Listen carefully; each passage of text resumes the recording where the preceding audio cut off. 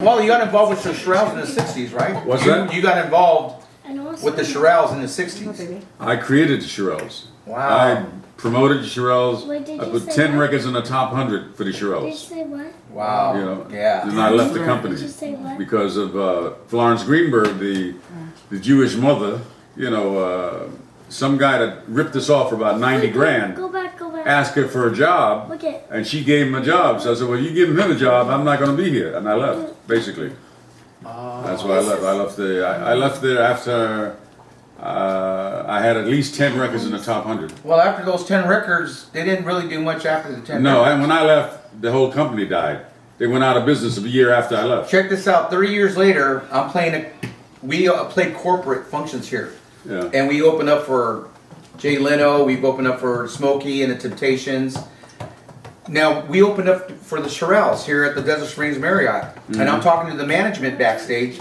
And I go, you know, none of these girls look like the original Shirelles. He goes, oh, actually, they're not. We just own the name. So we have 28 Shirelle acts. And we place them all over the United States. Yeah. Yeah, because Shirley, who's the lead Florence singer, didn't does get her along. thing. And Beverly Shirley didn't does get her thing, and Beverly does her thing. They didn't get along or something, I heard. They never got along. They never got along. Right. We had a #1 record, and we played the Howard Theater, and they got fired after the first show. They were so bad. Wow. The management came to me and says, if you don't ship them up or shape them up to come back on stage for the next show, they're over. They're out of here. You know, step together and move together and do something to make themselves look like they were something, to keep the gig, or else they would have lost the gig at the first show. And Will You Love Me Tomorrow was #1. Dedicated to When I Love was #5. So they had 2 records in the top 5, okay? Oh my But goodness. they couldn't even walk on stage probably. They were like klutz, you know, trying to get on stage. Oh my. Wow. It was rough. It was rough. Wow, Wally, that. You know, but the thing is that they did a European tour with Dionne Warwick. We had just gotten Dionne Warwick, and we just started out with Dionne Warwick. And Dionne was the opening act when they went to Europe. So by the time the shows were over, Dionne Warwick was like the #1, and they were like the opening act. You know, it was like turned all the way around. Yeah. Dionne Warwick was a star, and they were just they were like a star, but not quite as big as Dionne Warwick Right. at that time. The same thing happened with the Commodores and the Jacksons. The Jacksons opened up for the Commodores the first time they went on a national tour, and then the next time they went out, the Commodores opened up for the Jacksons because the Jacksons had busted wide open. You know, stuff like that happens. Yeah. Yeah, yeah. A lot of It's all about stories the like audience that. and It's interesting how things work out. But it's the reality is that Beverly was rough. Oh, okay. You know, and Doris was the girl that sang Dedicated to When I Love. I brought that record from the Five Royals. The Five Royals did it first in the South. I was in the South and I heard the record, and we wanted a song for Doris because she had a high voice.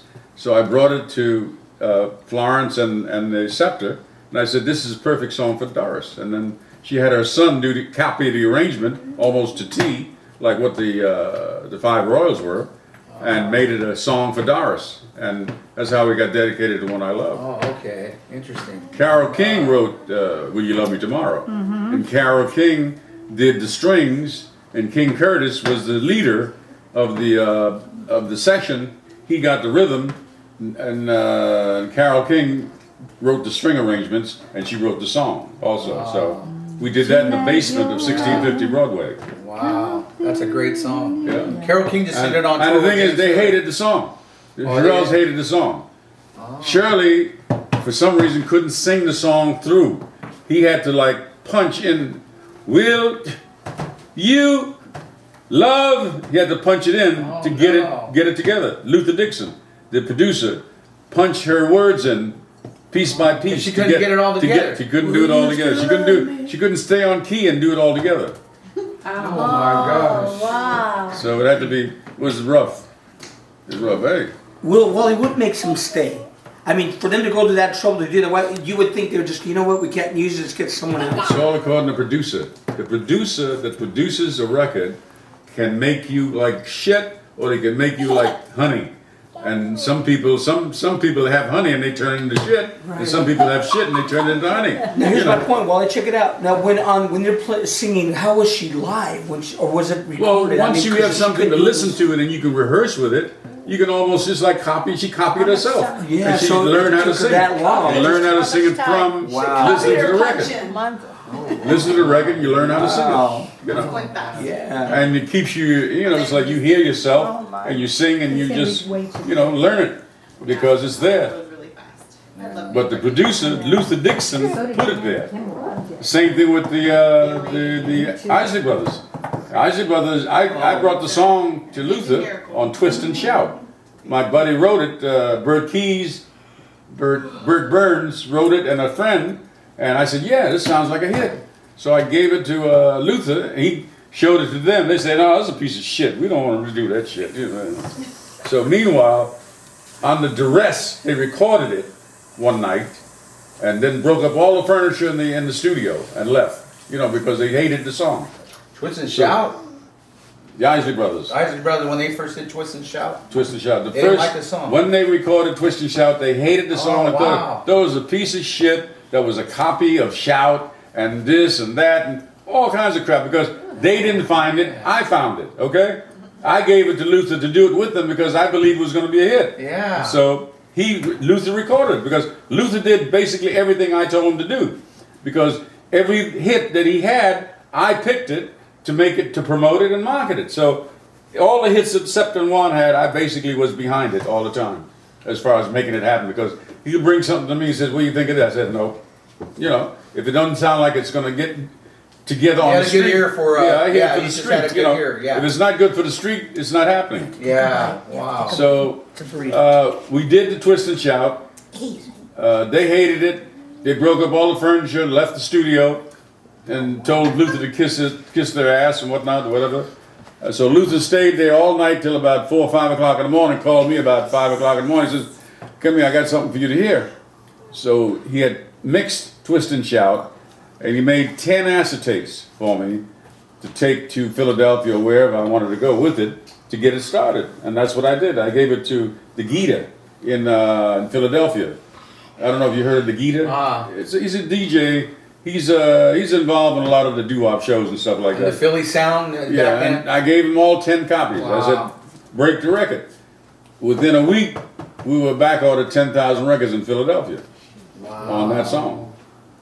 And then the Beatles come out with it a few years after that. Yeah. It's one of the biggest records they had. But the point of it is, that's how records happen. Sometimes the artist or the writer don't even recognize what they have. I've taken songs out of the garbage can that writers threw away that were great and got something to record them. I can't believe how many songs have been shelved because they didn't think they were hits. Yeah, exactly. Frankie Valli gave an example of "My Eyes Adore You." Oh, He yeah. said nobody wanted to No. put that out there. Hey, Gosh, the first I love Whitney that Houston song. hit was sitting for Roberta Flack for 3 years and she wouldn't touch it until Clive Davis heard it and made Whitney Houston sing it. I don't know if you remember the first song she did, it was a hit. Yeah, I can't remember. yeah, there was kind of a slow. She said it was too sexy. What do you call it? Said it was too sexy. I wanted to dance with somebody. No, that's a fast one. No? This It came later, but her first hit. I think, Very first hit. Very first hit that Whitney Houston had. If you. Roberta Flack said it was too sexy. Oh, the one about she's Yeah. sharing her man. Minutes more. It's saving all my love. Yes, saving all my love for you. Yeah, I think it was that one. I think Saving All My Love for You. Something like that. Something like that in that type of Yeah. that you came with. I want to dance with someone. And that's how that happened.